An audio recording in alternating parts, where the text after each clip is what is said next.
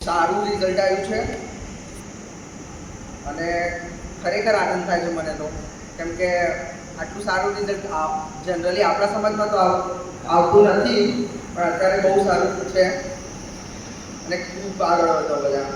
અને કંઈ બી કામ હોય, કંઈ બી જરૂર પડે છે, બેન છે, હું છું, કંઈ બી ગાઈડન્સ જોઈએ તો અમે ઓલવેઝ અવેલેબલ જ છીએ.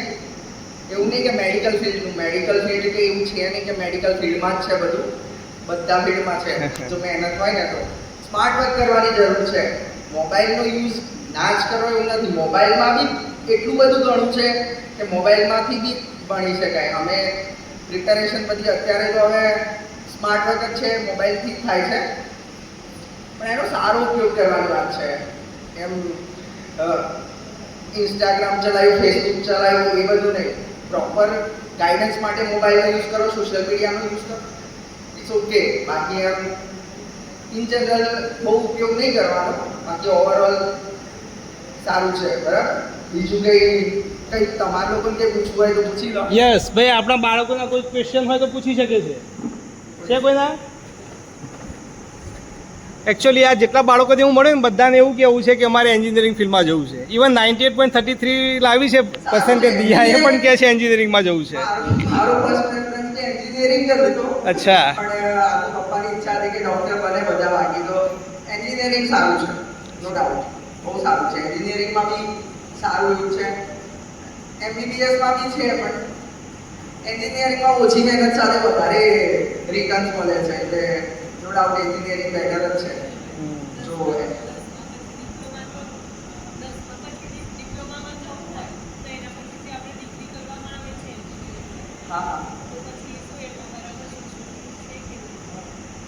ના ચાલે છે. એમાં પછી કંઈક ડાયરેક્ટ એન્જિનિયરિંગનું ફર્સ્ટ યર નથી હોતું ને ડાયરેક્ટ સેકન્ડ યરથી જવાનું હોય છે.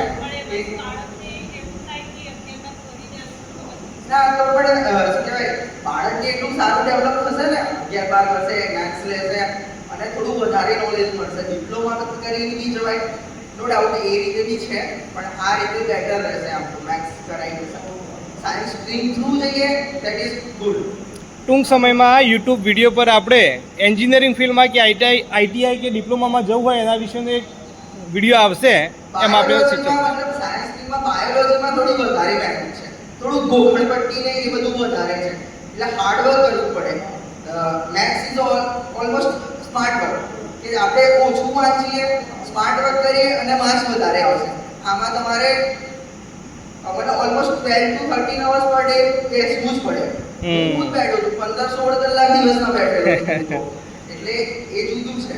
આપણે મેથ્સમાં કેવું હોય કે છોકરાને બધું ગણતરી કરવાની હોય કે મગજ દોડાવવાનું છે, આમાં તો બધું ગોખવાનું છે.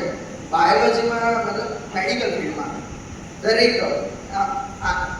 MBBS લઈ લો, આયુર્વેદિક લઈ લો, કે બીજું કોઈ હોમિયોપેથિક, આ બધું એમાં વાંચવાનું વધારે છે અને યાદ રાખવાનું છે. જ્યારે મેથ્સ છે, બધું છે,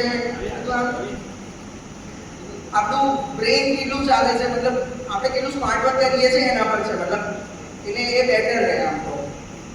બાકી તો કોઈ બી સ્ટ્રીમ લો, કોમર્સની વસ્તુ CA કરીએ કે કઈ અલગ, આ ભાઈએ જે બતાવ્યું અલગ સારો કોર્સ હતો, જે પહેલી વાર જ મને તો ખબર પડી. આજ પહેલા જો ખબર બી નથી, આઈડિયા બી નતો.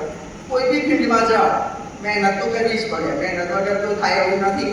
પણ સ્માર્ટ વર્ક કરવાનું, ગાંડાનું જેમ કામ નહીં કરવાનું. પહેલા આપણે ઈગો ચડાવવા માટે એક માણસ તાપતા પછી ધાબા પર જતી, અત્યારે મશીનો આવી ગયા છે. એટલે સ્માર્ટ વર્ક ઇમ્પોર્ટન્ટ છે. હાર્ડવર્ક એટલું હાર્ડવર્ક કરવાની કોઈ જરૂર નથી. મોસ્ટ ઓફ સ્ટુડન્ટ્સ હાર્ડવર્ક પાછળ જતા હોય છે. હાર્ડવર્ક એટલું આમ ગાડાની જેમ મહેનત નથી કરવાની. શાંતિથી વિચારીને મહેનત કરશો, 100% ફળ મળશે. બીજું કંઈ કોઈને પૂછવું હોય? અને સાયન્સ એવું નથી દરેક પેરેન્ટ્સ માટે બી કે સાયન્સ પાછળ કે સાયન્સ જ કરાવવું છોકરાઓને, એવું નથી. બીજા બધી ફિલ્ડ છે કે જેમાં સારું મળે એવું છે, જો મહેનત કરે તો. બરાબર.